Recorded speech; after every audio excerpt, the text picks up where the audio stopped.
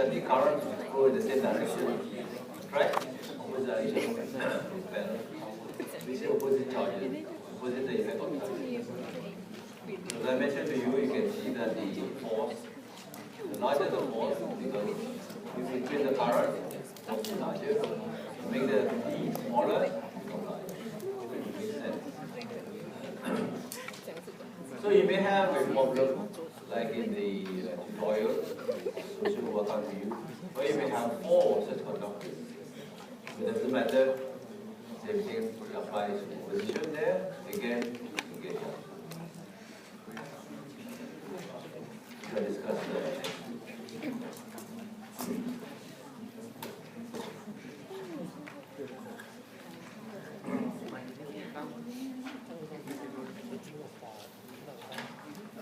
So we go to the next slide now.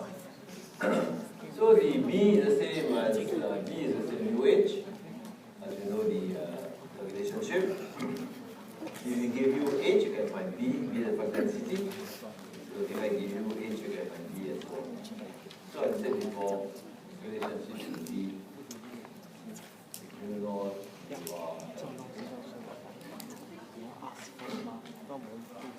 So the units of H is amperes per meter. You can see it follows from Ampere's law. H ds is equal to current. H phi times length is equal to current. H is current over length. This B is the flux density connected with H, the density of the field.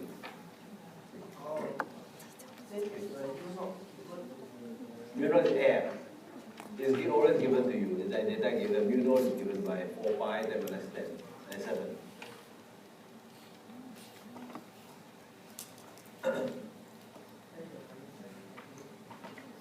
And you will be there. 4 pi times less 7. Epsilon naught is 8.854 times minus 12, but you're not talking about epsilon naught, you're talking about 92. Okay, so now let's go on further and look at this. Magnetic flux and Gauss law, the analogy between them. So we're going to show now that why is it that the magnetic flux, okay, magnetic field and electric field are very similar, but with one big difference. Magnetic field form closed loops, electric field don't form closed loops. So now you can see now you have magnetic flux B, you draw a closed surface S, closed surface S, B ds. So the integral BDS, sorry, the face open, BDS, open surface integral is the flux, magnetic flux. Now before I go on now, I did tell you that the Gauss's law I'm using is for engineers, so we deal with D only. D is the flux density, Coulomb per meter square. If you go and look in Google, you'll be pretty confused because Google people there, they mixed up engineers' Gauss's law with physicists' Gauss's law and you get all lost. Okay, so we say flux, electric flux, okay, is same as charge measured in coulombs. So D is electric flux over area, Coulomb per meter square. So we don't work with E, Gauss's law. Gauss's law, I told you, I repeat this, D equal to ds is equal to net Q free, charges that can move on conductors. So if you look at Google, this is not this Gauss's law. We have E dot ds on the right hand side, they don't even tell you that it is not Q free, it is Q free plus Q polarization. Sorry? Huh? The physicist version. Huh? What? The physics guy's version, right? The polarity. Polarity. Polarization Yeah. due to electric. So we don't need it. The Q free, net Q free. We've been telling you last 3-4 weeks what? Already what? Gauss's engineers Gauss's law. Physicist Gauss's law, physicist E dot dl, E dot ds, physicist, this is engineer, physicist. Physicist Gauss's law type 1 over epsilon naught Q free plus 1 over epsilon naught Q polarization. No use to it, useless.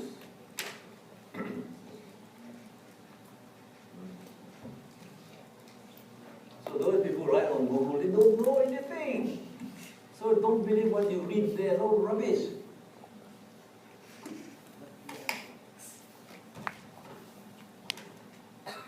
See, our Gauss law got no epsilon naught. So our Gauss law, I find D, I find E, D over epsilon naught, epsilon naught. Finish.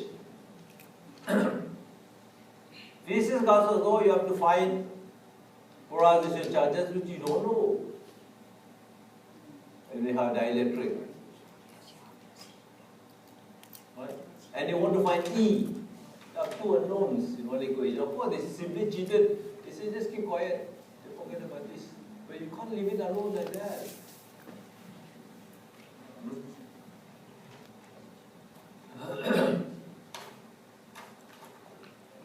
So, sorry, out. No use to us. We don't know this. Engineer make things work.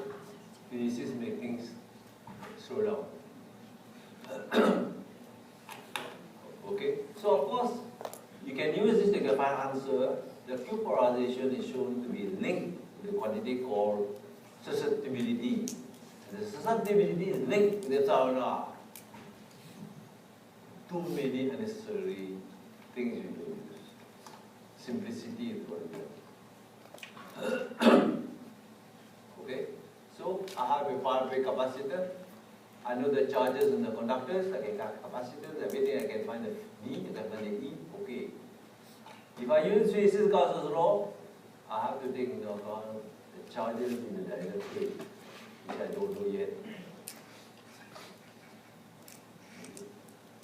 So the Gauss's law, the engineer got no epsilon naught, because we have used this definition, the D is epsilon naught, epsilon r, that E.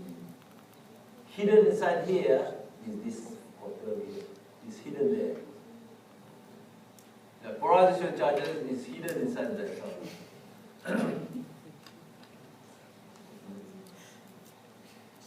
So you don't want to go further, never end. But I did go through this, I tell you already.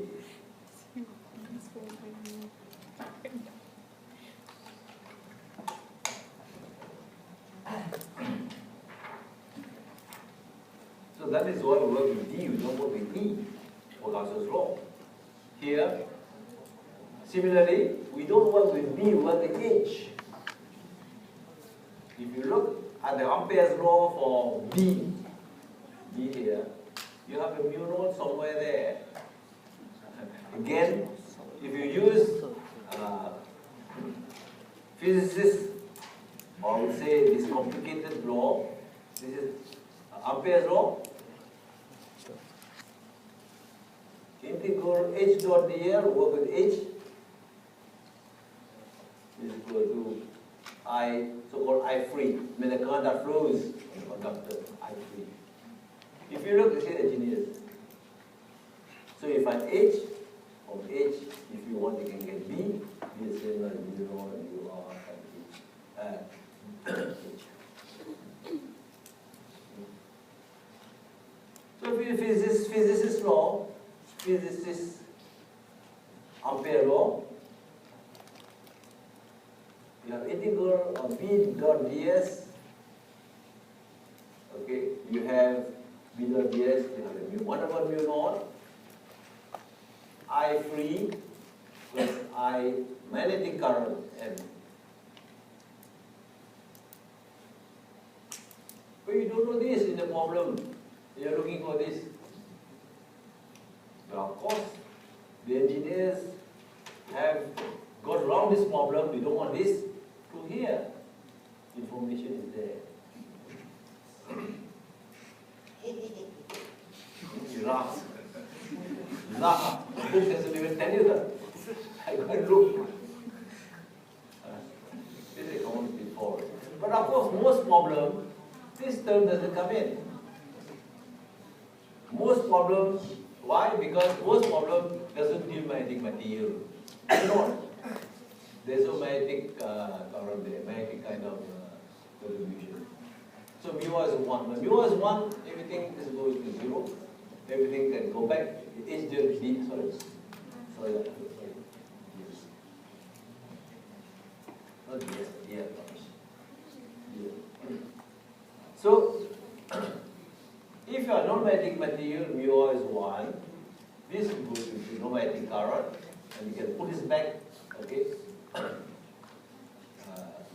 it's mu naught. B equal mu naught, B is equal to mu H. So B is H, B equal to, sorry, that's wrong. 1 over mu.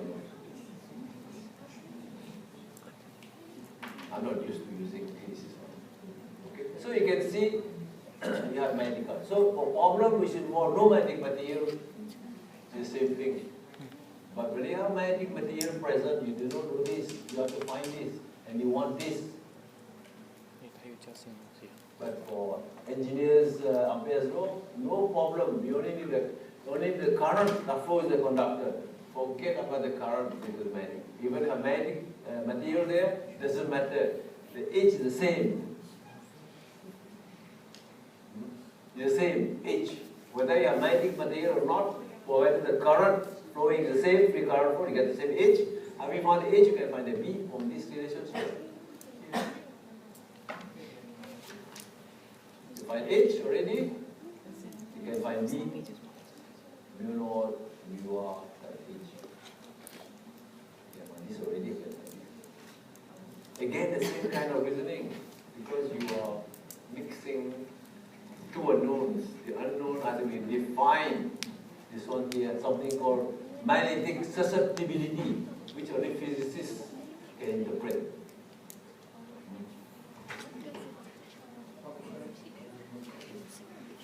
So why you want that more difficult? That easier. Okay, let's move on.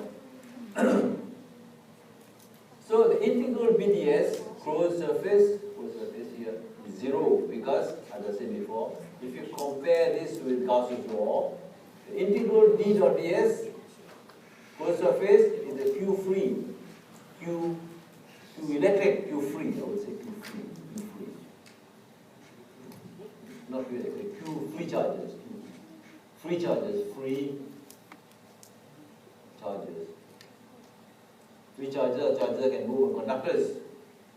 Okay? But for a conductor, for a magnetic field, there is no such thing. QM, magnetic charge, doesn't exist. We said already before. 0. That's why integral BDS is 0. Always. No quibbling over this. Because the magnetic field from closed loops, you draw a closed surface, you do integration, whatever goes to one side of the surface just come out. Not the same electric field. Electric field, no. You put a charge inside a closed surface, but the electric field come out, or the surface coming out. So the integral DDS is not 0, it is equal to charge. There is no magnetic charges. Magnetic charges don't exist. So that is why integral of BDS always 0. For electric field, this can be 0, don't have 0 depending on your problem. The problem may have no charges, so it's 0. But this one always, no quibbling. Okay, let's move on.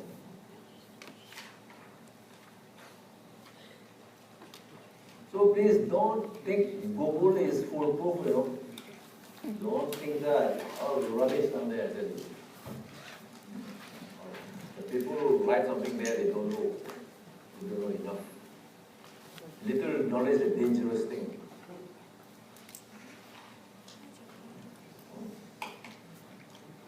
It's true.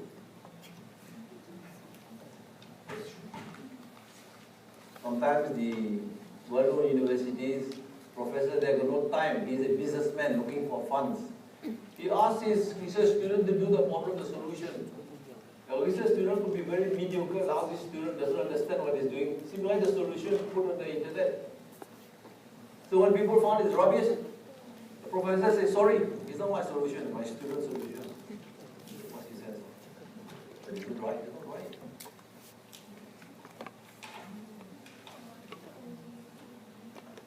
What you see is not what you get. You think.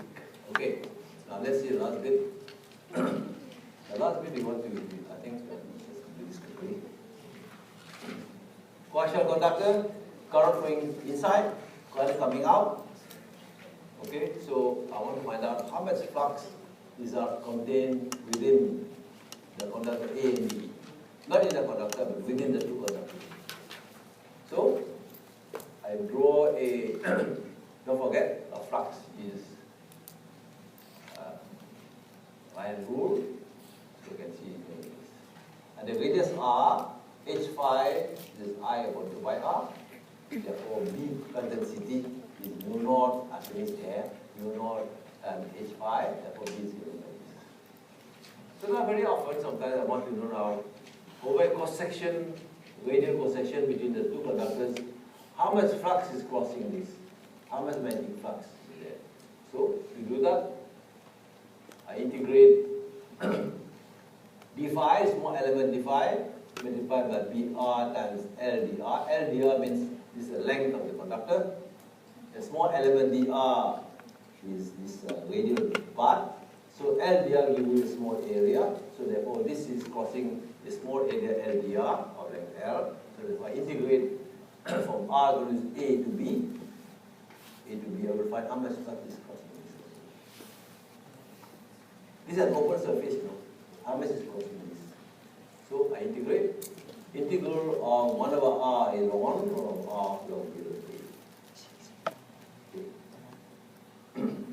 So finally, for R greater than C, if I'm outside here,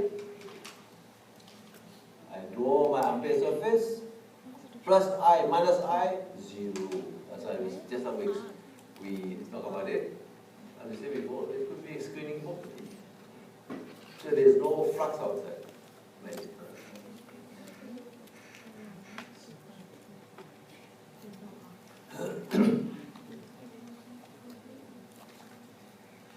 Now, don't misunderstand me. We saw already there is flux inside the conductor. There is flux inside the other conductor. There is flux inside the material down there. Okay? So, we don't have to do the calculation. It is found that the flux inside the conductor is small compared to the flux outside the conductor. Outside the flux between the two conductors is much stronger, and the flux inside the conductor here or the conductor here. That's why normally people ignore it. So that is why something later we shall see. You have external inductance. Inductance means the amount of flux you are calculated by the current, the inductance, amount of energy stored per unit ampere. So external inductance, which is very quite large. If you calculate do the same calculation, more complicated, you find the flux inside here, is here, divided by the current, you get an answer which is very small. That's why it's called the internal inductance. That's how people talk about inductance, it always means the flux between the two conductors. Inside the conductor too small, we don't care, we don't look at it, we don't bother. This is for interest. So before we go on, I hope when you get this result, B over A is greater than 1, ln of B over A is a positive quantity. If I then made a mistake, I have ln of A over B, I know something is wrong. Because A over B will be less than 1, ln of less than 1, negative value. How can it be negative? What is the most important check you have to do? How you learn is a post-it learning. Take an answer, that's it, full stop. Finish everything. B over A bigger than 1, because B is larger than 1, larger than A. B is taken bigger than A, right? So answer will be positive. If I make a mistake in my integration, I get ln of A over B, something is wrong. I know something is wrong. The A over B less than 1, when you take the ln and put the calculator, you see negative value. Nonsense. All this check has to be done. Like calculate efficiency or something, somebody got 300% efficient passive circuit. You just put out there 20%. You did not think you have been solving the energy crisis suddenly. Huh? You put 1, you get 300 times. So this one we don't want to do, leave it out. This one magnetic circuit. This one is more power. Magnetic circuit we don't do. This is for engineers, for power engineers. It's simple anyway. You don't waste my time. So we are going to now look at the last bit of the day, which is the concept of inductance. You've seen the concept of capacitance. You've seen already. Capacitance was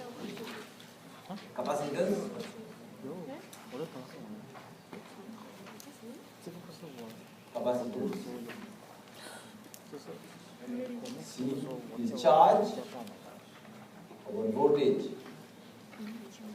Q over V into the two plates. So now we shall see inductance. And then we shall see L is the magnetic flux phi, magnetic over current I. Okay, so we shall see phi M over I. We shall see is B times the area, VA, VDS into over. So inductance, I think you have already encountered this concept. Concept of inductance, which you have done in your body or whatever. So inductance is, you need inductance in tech circuit, you need inductance to act in concert with capacitor to produce oscillators and so on and so forth. So the inductance is so much energy, magnetic energy. This one is linked with magnetic energy.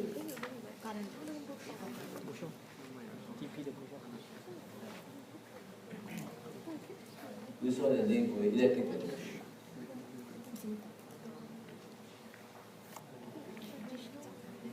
All this you have learned already.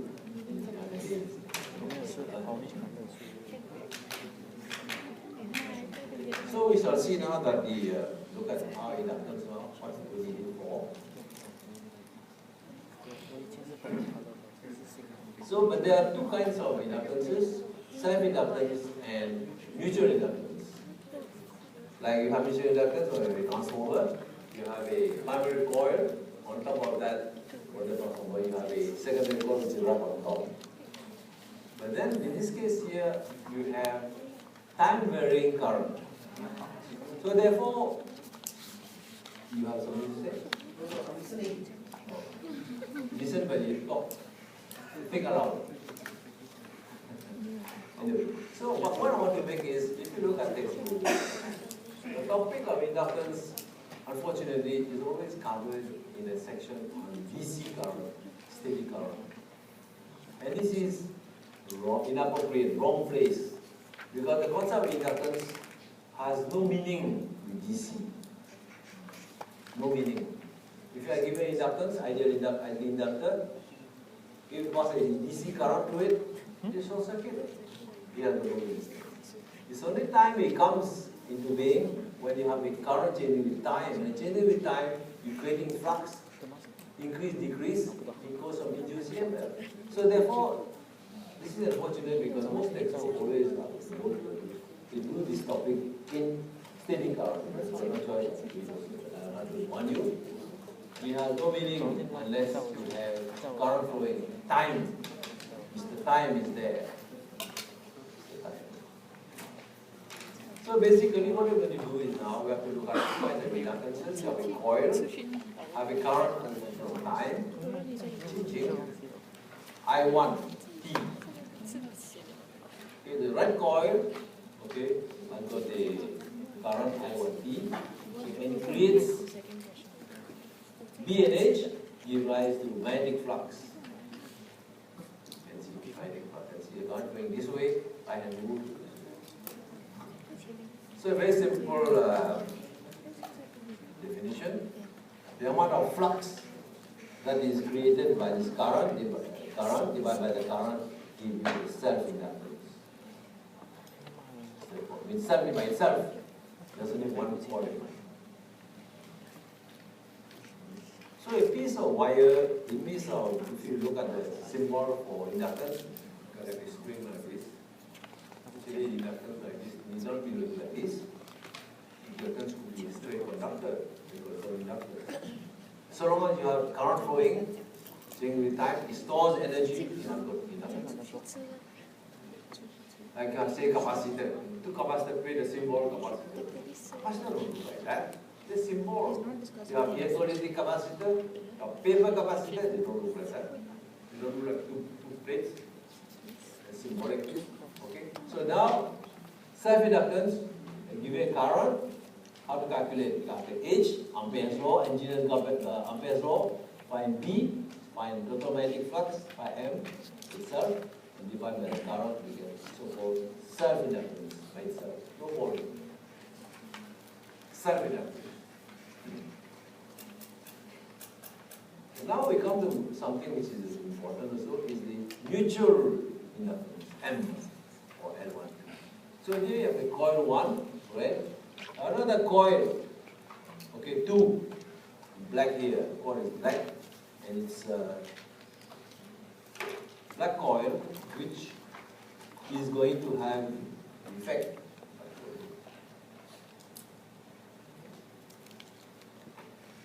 So the black coil N2 turns, meaning to improve the effect. So the coil number 1 gives rise to magnetic field, magnetic flux, again by hand rule, this way, and it goes into the coil 2. So the amount of flux that is created inside the coil number 2 divided by current I1 from coil 1 is known as mutual inductance.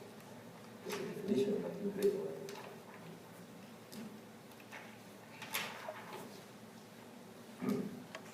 Okay.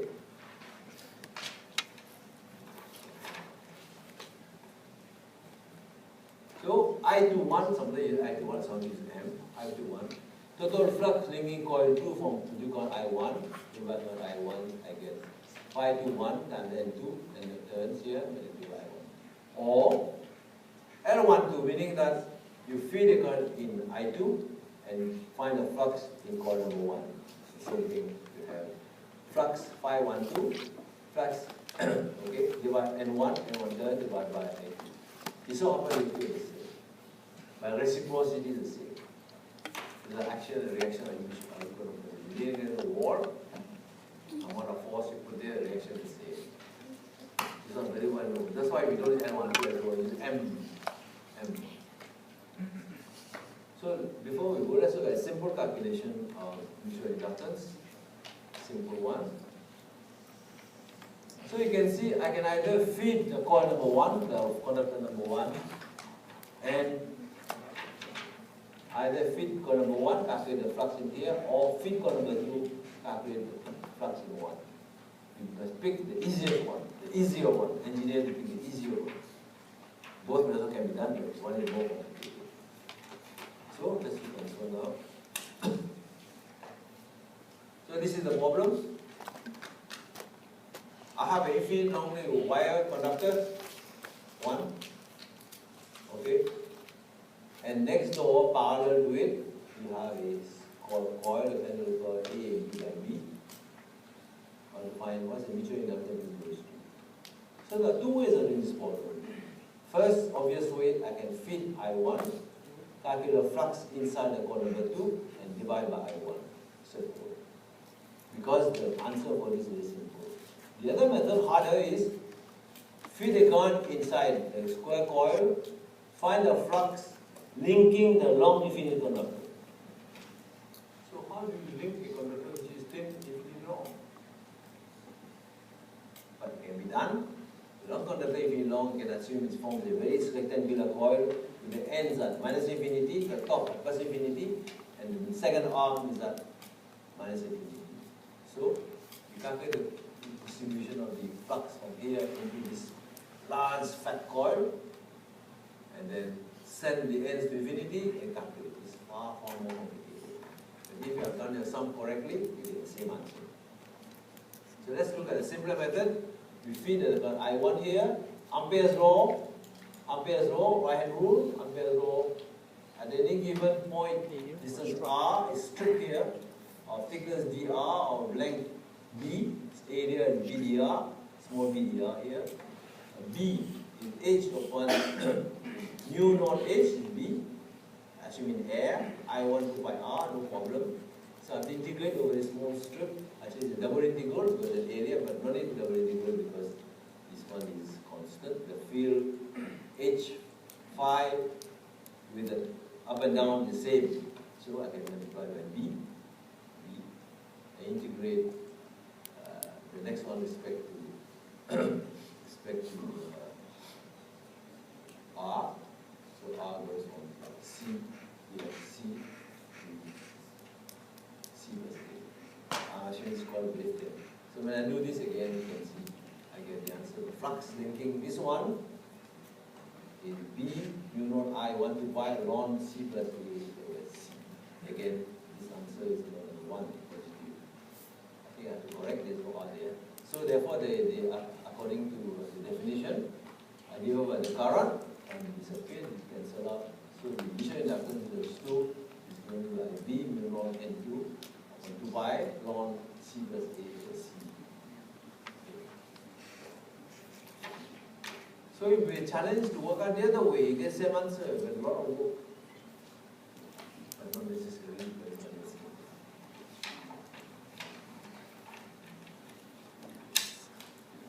So I think we have only one last bit of notes. I think this is going to finish with it, so we look at it more important. You okay with it? We have made use of Ampere's law. For the inline flux. So I have rule, a flux goes inside there, I integrate the flux inside the coil, due to I1, divided by the current I1 again. Mutual inductance. So mutual inductance always involves the effect there due to here. Self-inductance, the effect here due to here.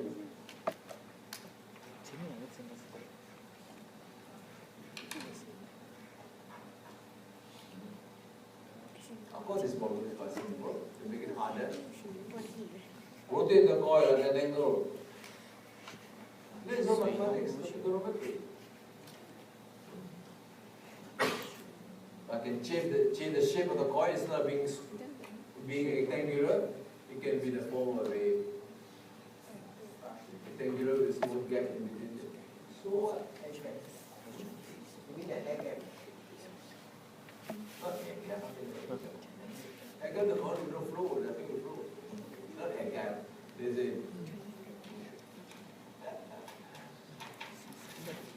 you like to shoot off the cuff. You like to shoot very fast.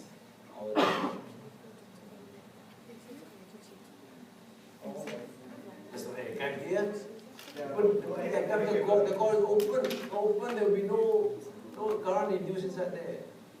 You have an EMF with it. Never mind. Okay, so let's look at the last bit. So next week, so we can talk about coil, and then we can talk about some particular cases. Okay. So the last slide, the next slide, we don't want. And then, no, sorry, I want to do. So I can calculate now. Just now we are calculating the flux due to the inductor. We found out already it was given by mu naught L 2 pi upon log B I. So L upon I divided by L for unit length, or divided by the current. So the self-inductance. Calculate the flux inside there. We found out already it was given by mu naught I L over 2 pi log over 8. So flux per current self, the current self, gives the self-inductance, and the inductance per unit length will be given by divided by L mu naught 2 pi log over 8. And this kind of result will be used in calculating the characteristic impedance of the transmission line. The cable, if you know the capacitance per unit length, you know the inductance per unit length. Capacitance per unit length we already found already for the cable. 2 pi epsilon naught over ln b over a discovered the other day. Now this is u naught, and then if you multiply them together, very beautiful result that the product of L and C per unit length is always equal to the product of mu times so on.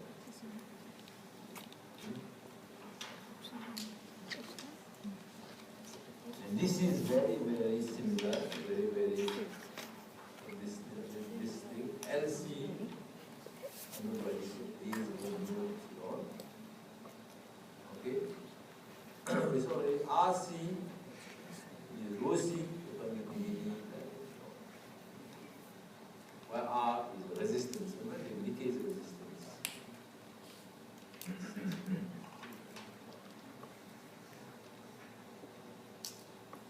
This one is discovered last week, the other day. This one is a tutorial solved in great detail how it is derived. You read it, and that's it. So for the solenoid, we don't want to waste time with solenoid.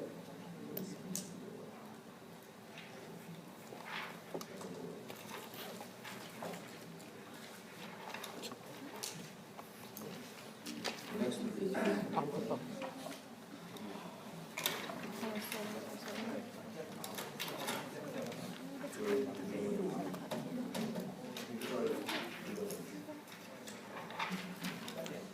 So the last page for tonight, last bit for tonight. Again, I told you last time that every integral law has a differential law form. We saw Gauss's law, integral dds is a q free enclosed rho dv, and divergence of d is rho. We find Ampere's law, which was now Ampere's law. Integral h dot dl is given by current enclosed. One enclosed is j, and density multiplied by area. Now we shall see the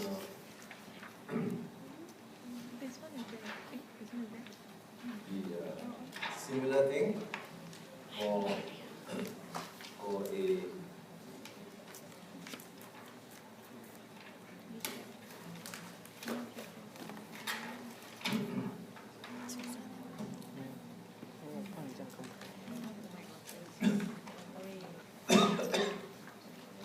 this is Ampere's law. Integral h dot dl, I encode the Ampere to pass C. Again, current I going to the right, grab, twist, I hand rule. Okay. So now I have drawn surfaces of S1, S2, S3, which are having this. So these surfaces S1, S2, S3, you can see they have a different shape, but whatever it is, the current that goes through the surfaces is same as I, definitely. So now we know integral of h dot dl, integral of j dot ds, ampere per meter squared and meter squared is amperes. H ampere per meter and meter, amperes to okay. Okay? So now this is a closed contour integral linked with an open surface integral. So therefore you call Mr. Stokes theorem. Curl of H is equal to J.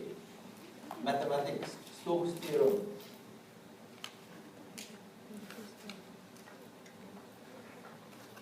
So those do maths.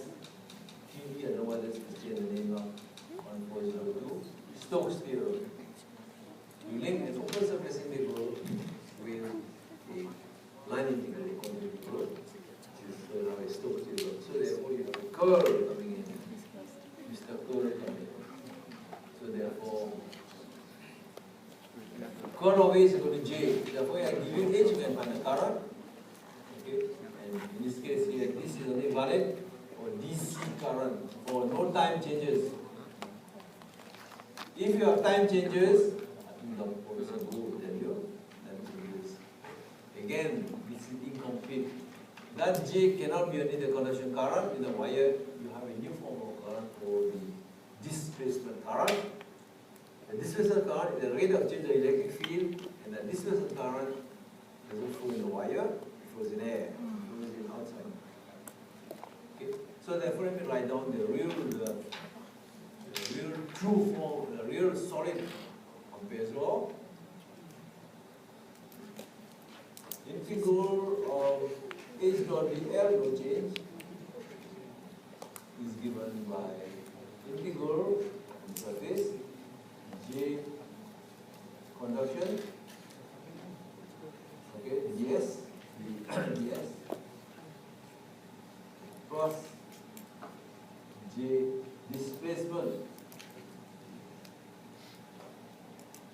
and the displacement current J is given by partial dd by dt epsilon naught epsilon r e by.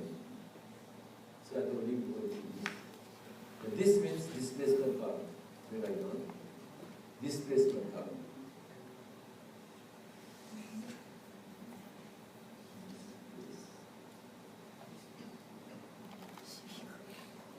This is the condensity. It is called displacement because it derived from d. D is called a displacement vector, and we know already d is the same as epsilon naught epsilon r. And the d was introduced because of the engineer's Gauss's law. It make life much easier.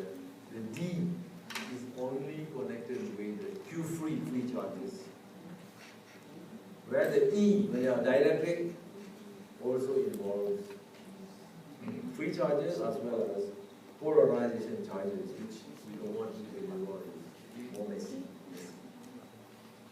So as an example of this approximate, you can see, for DC current, DC field, d by dt is 0, no change, DC, displacement becomes 0.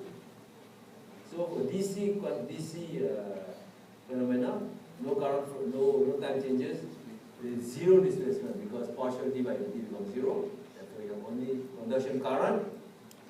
And conduction current is what Mr. Ampere did the experiment because he deal all with DC current. He never saw displacement current. It was Mr. Maxwell, not Maxwell Coffee, Maxwell, James Maxwell, who came in and said, the law is incomplete because it cannot predict anything.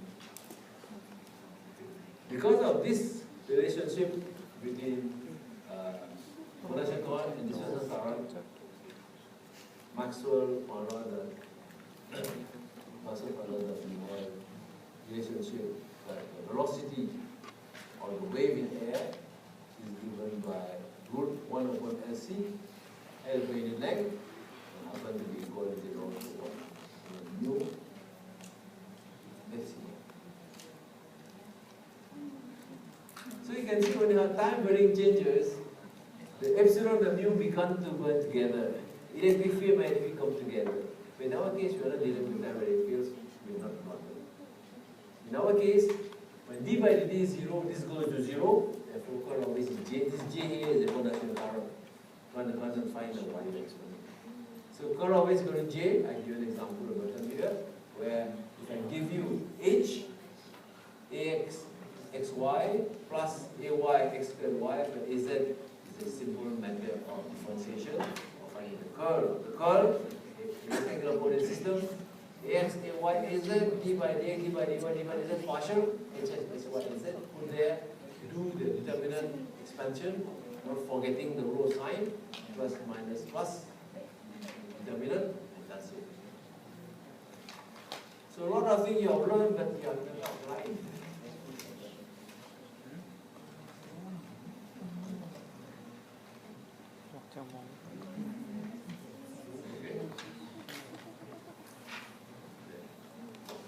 Let us give an example. If I give you the H, you can find what current is going on H, I think the curve. Just like if I give you the potential, you can find the electric field. E is minus gravity. If I give you the potential, you can find electric field. And from electric field, you can find charge, the free charges.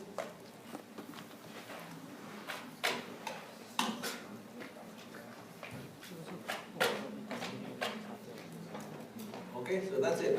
So next week we come. I think we don't need any next week we finish. I don't think we need any makeup.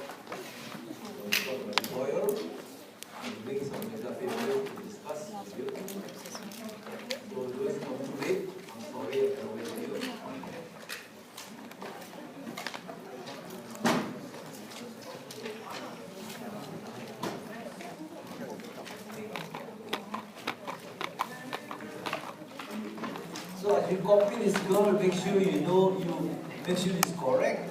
Make sure you get the right answer. Don't assume it's correct.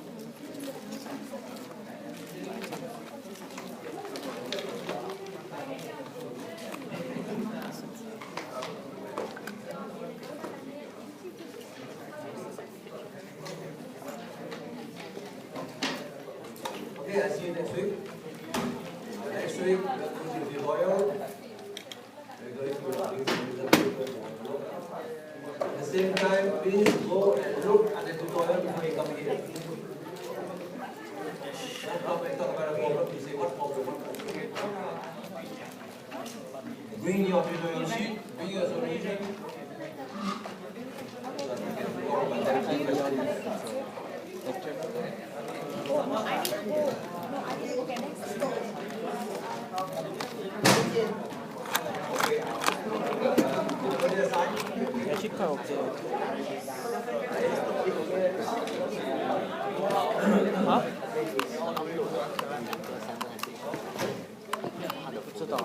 So there will be a test ideally. 我没有注意。你有两个 assignment， 一个3月，一个2月。一个是在我 before 我去 ICD 之前要交的，要 head out。另外一个下个礼拜4，谢谢。然后我们的 prof 已经讲了，明天直接去 lecture hall， 不要去里面来了。他已经 send 那个 mail 了。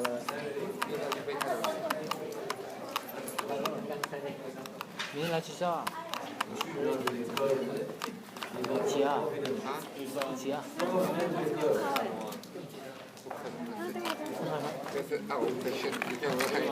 明天呢？明天呢？在家养头啊养。要查后，老板。我花一点钱。